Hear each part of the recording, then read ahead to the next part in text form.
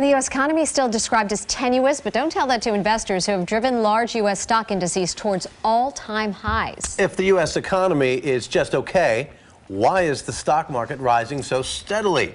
Jill Schlesinger, editor-at-large of CBSMoneyWatch.com, is here to tell us exactly what's going on. And I'm joking around a little bit, but I've wondered this myself. Yeah, it's probably the most frequently asked question over the last 5 or 6 weeks. So all the major stock indexes, they're up about 5% this year. And let's look at what's going on here. We've got 3 factors outside of the U.S. So number one, for the first time in more than 2 years, Europe is retreating from crisis mode.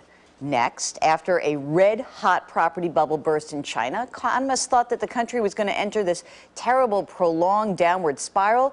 The country avoided the much-feared hard landing in China, economy in China resuming growth.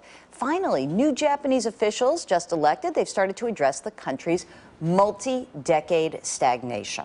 So that's all good news. Yeah, earlier there were worries about factors from Washington having an impact on the stock market. Didn't seem to come to play. Yeah, well, you know, Congress delaying the battle over the debt ceiling until May has really reduced some of the near-term pressure.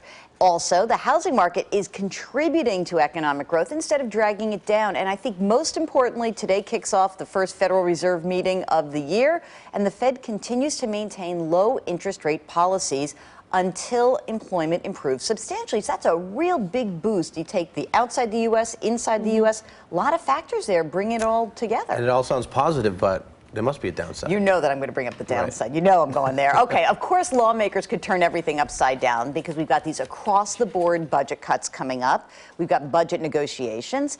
And I will bring up something else. There is evidence that small investors, just like us, are piling into stocks again. You know, that can actually be a negative. In the past, when retail investors start to become optimistic, they usually do so at the exact wrong times. They go into stocks only after they've gone up. They head for the exits when they have dropped.